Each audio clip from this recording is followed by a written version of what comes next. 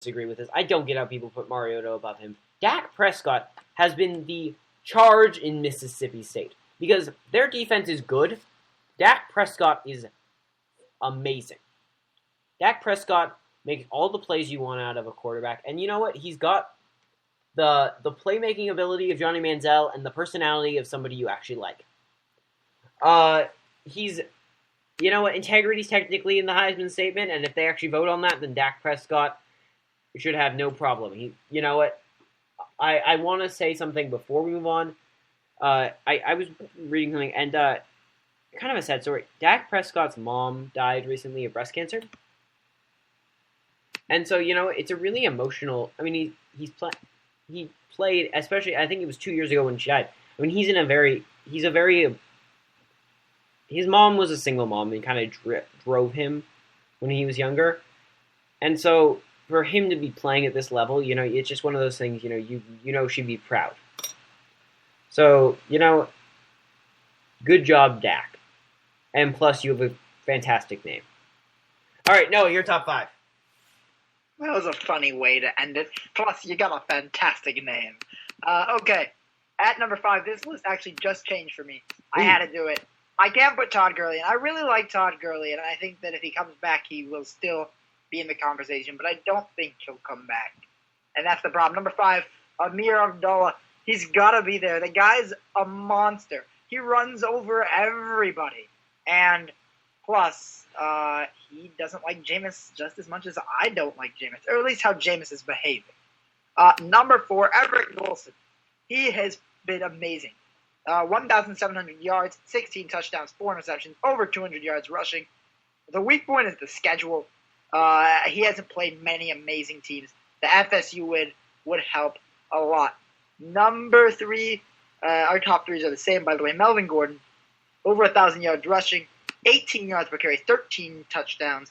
Downside, no, Wisconsin has 2 losses, and he's a running back, and running backs just aren't favored. Number 2, Marcus Mariota, 1,600 yards, 17 touchdowns, no interceptions, 290 yards on the ground, 5 touchdowns.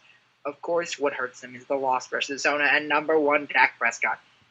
Almost 1,500 yards passing, 14 touchdowns. 4 interceptions hurts a bit, but they are the number 1 team in the nation, and he has been the spark plug. Not to mention, he has 576 rushing yards and 8 touchdowns.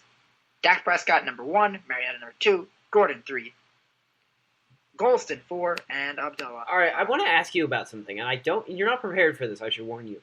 But I was reading Heisman Pundit and their recent thing, and in their recent listing of 6, I don't know exactly what the criteria on this. This is just the Heisman watch, and it has Mariota and Dak, of course, 1 and 2. It's got all the players you expect going down, but it has an interesting player at 6, and it says different in the if the vote was held today. It's a Mariota, then Prescott, then Gordon, then Golson, then Petty, then Abdullah, then Cooper, then Wallace, then Boykin, then Shaq Thompson, who's pretty awesome at Washington.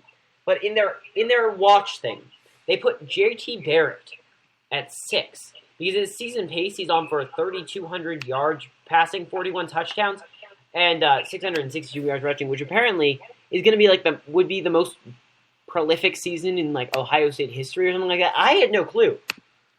But I want you to tell me, because you've watched basically every snap he's taken this year, other than some of those ones in the Michigan State game, Virginia Tech game, which you were at the Rose Bowl watching UCLA barely beat Memphis. J.T. Barrett, is the hype real? Look, here's what we've got to look at. It was his second game, and he played horrible, 9 of 29. 3 interceptions that game. Let's just take away that game. He right now would be at about a little bit over 1,000 yards passing. He would have 16 touchdowns and only 2 interceptions. That's nuts. Yeah, but you realize, and I think it's funny, and this is good. It's kind of a joke. You realize that's about a quarter of Connor Holiday play, like a single quarter. That's about what Connor Holiday's. How is Connor Holiday not in the race? That's another guy we should mention. I believe he's leading the nation by some. He had the single best passing yard game ever in college football. He's already at 3,344 That's yards over passing. Kenny Hill. That's wow. Here's that's why though. 800 the over. Is they have 4 losses or 5 losses. You cannot be a team, a Heisman candidate with 5 losses. It just doesn't work like that. On a non-bowl eligible team, he's going to win the Heisman. Look, the thing about JT Barrett is he stepped up and he's played great. The guy's played great. And I actually have to say that when Braxton Miller comes back next year, he's going to have some competition for the starting job. Wait, can he come back? Yes, he has eligibility. Like, but actually, is he going to come back? Yes, he is. Right. I didn't know if he was coming back or not. He's going to have some competition. Not to mention we're bringing in Torrance Gibson most likely as a recruit. It's going to be interesting. I got to say that it's going to be very interesting there. I really like what JT has done, and he's actually made it so I can kind of watch Ohio State without trying to kill myself again now. Thank God for JT. Giving me hope. And Joey Bosa. Thank God for JT. Thank God for America. All right, we move into next week. Starting with the Thursday game, number 20 Utah coming off beating UCLA and now 4-1 and 1-1 in Pac-12 play, facing off against 4-1 and 1-1 in Pac-12 play, Oregon State. Utah's one loss comes to the team we were just talking about, Washington State, and I hate picking against an Oregon team in Oregon State, but yeah, I think Utah is. I think I buy the hype of them being a top 20 team, a top 25 team. I think Utah's a good team, and I think they'll beat Oregon State. Noah. I think Utah's a good football team, and I think they deserve some respect. But Oregon State isn't going to give them any respect. They're going into Oregon State, and Oregon State is going to win this game led by Sean Mannion over Utah. Beavers! Beavers and the upset pick by Noah. Now we move into a team I know me and Noah are very excited to talk about. The Marshall Thundering Herd versus the FIU Panthers. Rawr! The FIU Panthers, by the way, are 3-4. Marshall's 6-0, one of the very few undefeated teams left in college football. And they're ranked 25th because, well, let's be honest here, their schedule is next. Their schedule is basically a pan of cupcakes. You've got Miami of Ohio, Rhode Island, Ohio, Akron, Old Dominion, and Middle Tennessee. Those teams combine for losses. Marshall's probably going to get a New Year's Day bowl game, just on the fact that they're going to go undefeated, and by the fact that they have let's be honest here, a really awesome quarterback. Rakeem Cateau, Marshall, 6'1", 176 out of Miami, Florida. He now has a under 60% completion percentage, which I wish was higher, but he does have 1,700 yards passing, 15 touchdowns, and only 5 interceptions. That's Rakeem Cateau. Now, Noah, do you have a poem about Rakeem Cateau lined up for us? No. Oh, that was disappointing. I was hoping you would just try to do something. Didn't work. I'm writing a poem about you, Carl. Though. You really should. I'm very poem worthy. Now we move to a 4-2 team in Clemson, 3-1 in ACC play against Boston College, 4-2 and 1-1 in ACC play. Boston College shocked USC this year, but other than that, they're Boston College, and let's be honest here, Clemson has lost twice this year so far, the first of those losses coming to the absolutely fantastic Sean McGuire and Florida State with Jameis Winston on the bench. They lost in overtime, and they also lost to Georgia in week 1. 2 pretty good losses. Then you move to Boston College, who has lost to Pitt and Colorado State. But they beat NC State by 16, which is impressive. And they beat USC. They've had a couple, they're basically on or off, and I expect them to be off because it's Clemson, and Clemson is better than Boston College. Noah. Yeah, it's Clemson. I don't have much else to say. Deshaun Watson, baby. Stud freshman quarterbacks. Woohoo! Studley. All right. USC, Colorado. Can we just both pick USC and move on? Yes, we can. All right. Northwestern, Nebraska. Northwestern is Northwestern, which means we don't even know what they are. This last year, they started 5-0 and then lost 7 games and somehow missed a bowl. We're all still shocked by that. This year, they've lost to Cal, Northern Illinois, and Minnesota, but they beat Wisconsin and Penn State. Yippee for Northwestern, but they're playing Nebraska, and Nebraska's going to win this game. So, Nebraska?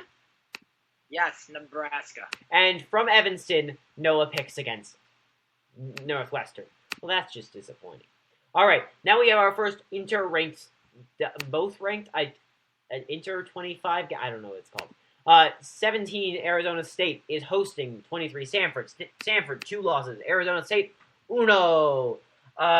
Arizona State has lost a game, and that game was to, as soon as the page will load, the incomparable UCLA, who's, pretty good. Then you move to Stanford, who has lost to USC as well as the other team. They lost to Washington, excuse me. Stanford's defense is fantastic. They lead the nation in scoring defense, 10 points per game, but their offense stinks. Can Stanford put up enough points to beat Arizona State? Yes, and they will beat Arizona State because, let's face it, Arizona State against that defense, if Connor Holiday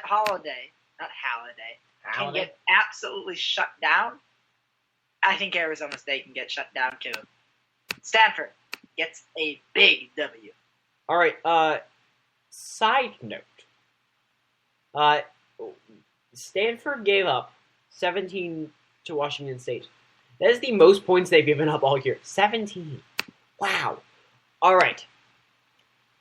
Next game. Pretty easy game to talk about. Noah, you know what? I'm just going to pick Ohio State. Ohio State versus Rutgers. Do you have any additional statements? And by additional statements, I mean trash talk for C.B. Garrett. There was a day when I would have feared Rutgers. When they had Ray Rice and Greg Schiano, 2 people Jake hates. But no longer. J.G. Barrett leads the charge, and the Buckeyes will win. The Buckeyes stand tall. Let's go! That was way too much hype for a really bad game. All right, exactly. Oklahoma State versus TCU, 12 versus 15. The Cowboys versus the Horned Frogs. I just did the Horned Frog symbol. Thank you, TCU fans, for giving us one of the dumbest hand signs on earth. All right, TCU had the collapse in Waco last week. The Waco lapse? I don't know. Waco lapse. Waco lapse. Yeah, I can do that. And Oklahoma State's only loss is to the number 2 or 3, depending on if you ask Noah, team in the nation, Florida State. And that was back when Jameis Winston was fully healthy and operable and not under NCAA investigation. All right. TCU off the loss versus Oklahoma State off the wins. Who you got? Give it to the Horned Frogs. Like what TCU's got going. And it's been a while since the Ginger. Since Andy Dalton, we waited for the return of TCU. They are back. No more will they need a Ginger to lead them into battle. They can do it without him. And minus the Ginger, the TCU will strike according to him. It's close for me. But the fact is that Oklahoma State has still played about the same schedule as Arizona, which means I have, I got TCU. All right, we move to number 11 Oklahoma versus number 14 Kansas State. Another ranked matchup of Big 12 team. Kansas State, Oklahoma. Oklahoma over Kansas State is my pick, but Noah, I think you have differently. Yes, I do. You know what? In order for Baylor to win, they need a loss. I think Oklahoma needs to lose a game. Kansas State has been great offensively, and they've been pretty solid defensively, too. They've got a better combination, and this time, Kansas State wins.